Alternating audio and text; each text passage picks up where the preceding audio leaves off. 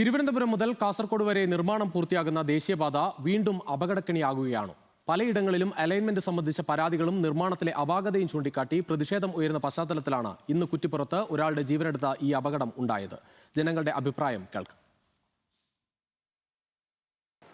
നിർമ്മാണം പൂർത്തിയായ ദേശീയപാത വീണ്ടും അപകടക്കണിയാകുന്നു.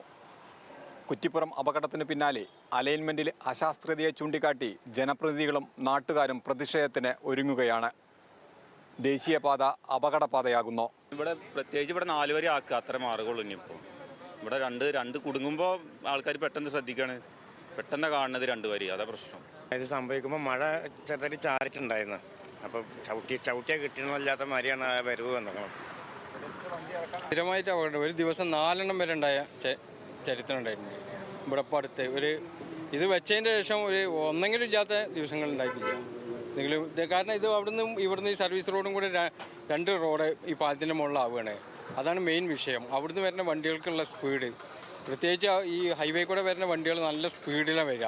അപ്പോൾ ഇവിടുന്ന് ഈ വരുന്ന ഈ വണ്ടിയും കൂടെ ആവുമ്പോൾ അവർക്ക് പെട്ടെന്ന് നിയന്ത്രണം കിട്ടൂല. അതിലാണ് ഈ സംഭവം. ഇപ്പം മിനിഞ്ഞാന്ന് ഇവിടെ ഒരു കാറ് വന്ന് ഇടിച്ചിട്ട് ഇവിടെ കിടക്കായിരുന്നു. സ്ഥിരമായിട്ട് ഇവിടെ ഇപ്പം മിനിയാന്നൊന്ന് അപകടം കഴിഞ്ഞ്, ഇത് രണ്ടാം തവണയാണ് ഇത് നടക്കുന്നത്. ആ ഡ്രൈവറിൻ്റെ കുഴപ്പമില്ല, ഇത് ഫാസ്റ്റായിട്ട് പോണ കാരണല്ലേ ഉണ്ടാവണ. ദേശീയപാതയുടെ എന്ന് പറയാൻ പറ്റില്ല. അതിൽ അവൻ സ്പീഡ് കൂട്ടിയാരല്ലേ, കൺട്രോൾ വിട്ടിട്ടല്ലേ പോയത്.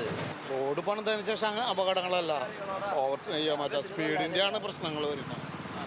അല്ലാണ്ട് റോഡ് പണി ചെയ്യുന്നത് നല്ലതല്ലേ. റോഡ് പണിതുകൊണ്ട് റോഡിനുകൊണ്ട് വല്ല കുഴപ്പമുണ്ടാവുമോ? എന്താ ഈ പുതിയ ദേശീയപാത പല സ്ഥലങ്ങളിൽ നിർമ്മാണം പൂർത്തിയായി കഴിഞ്ഞാൽ അപകടങ്ങൾ കൂടുന്നു പറയുന്നത്? ഇല്ല, തോന്നിയിട്ടില്ല. ദേശീയപാതയുടെ നിർമ്മാണത്തിൽ അപാകതയുണ്ടെന്നല്ലോ തോന്നുന്നില്ല. അങ്ങനെ ഉണ്ടല്ലോ, ഉറപ്പുള്ള കാര്യമുണ്ടോ? ആ ഭാഗത്ത് ഇപ്പോൾ ഒരു പ്രാവശ്യമല്ല, പല പ്രാവശ്യമായി ഈ അപകടങ്ങൾ ഉണ്ടാവണേ. പണിയിൽ ഭയങ്കര ദുരവസ്ഥ നടക്കുന്നുണ്ട്.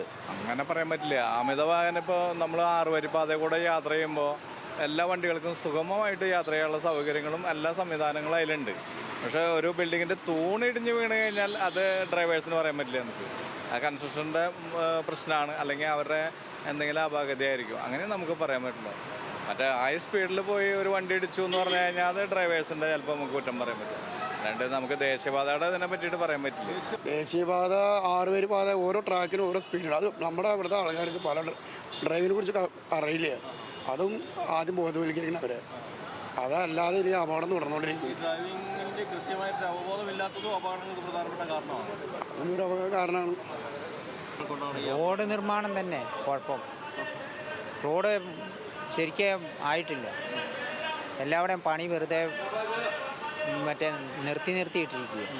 മേൽപ്പാലം പണിയാൻ പറഞ്ഞു. അല്ലല്ല, ഈ റോഡിൻ്റെ ശാസ്ത്രീയമല്ല റോഡ്, അതാണ്.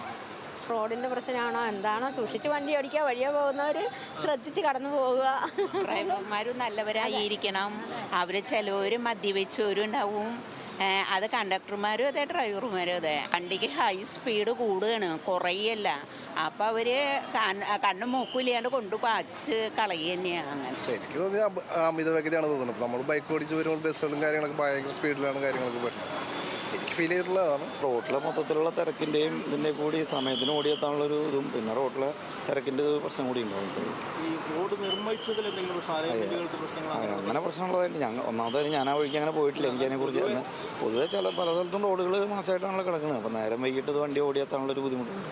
നമുക്ക് നമ്മുടെ കുറേ കുറ്റങ്ങൾ വരാനില്ല പറയുന്നില്ല. കുറേ തെറ്റാകുന്നുണ്ട്. അതൊക്കെ ഇപ്പോൾ ഇതിനുള്ളിൽ അടയ്ക്കെല്ലാം വെച്ചിട്ടുണ്ട്, അതിൻ്റെ ആവശ്യമൊന്നുമില്ല. അങ്ങനെ ചില സമയത്ത് ആവശ്യം വരുന്നുണ്ട്, ചില നേരത്തെ അതിൻ്റെ ആവശ്യം വരുന്നുണ്ട്. ഇല്ലാന്ന് പറയുന്നത് കുറേ കാണുന്നുണ്ട്. അത് നമുക്ക് പറയാൻ പറ്റണില്ല എന്ന് മാത്രമേ. ദേശീയപാത നിർമ്മാണത്തിന്റെ ഭാഗമായി പലയിടങ്ങളിലും അപാകതകളുണ്ട്, റോഡുകൾക്ക് പ്രശ്നങ്ങളുമുണ്ട്. എന്നാൽ ഈ അപകടങ്ങൾക്കെല്ലാം കാരണം ഇത്തരം പ്രശ്നങ്ങൾ മാത്രമല്ല. ഡ്രൈവർമാരുടെ പ്രശ്നവും ഓവർ സ്പീഡുമെല്ലാം അപകടങ്ങൾക്ക് കാരണമാകുന്നു എന്ന് തന്നെയാണ് പൊതുജനങ്ങൾ പറയുന്നത്. ജോസ്മോനൊപ്പം ലെവിൻ കെ വിജയൻ, ന്യൂസ് മലയാളം, തൃശ്ശൂർ.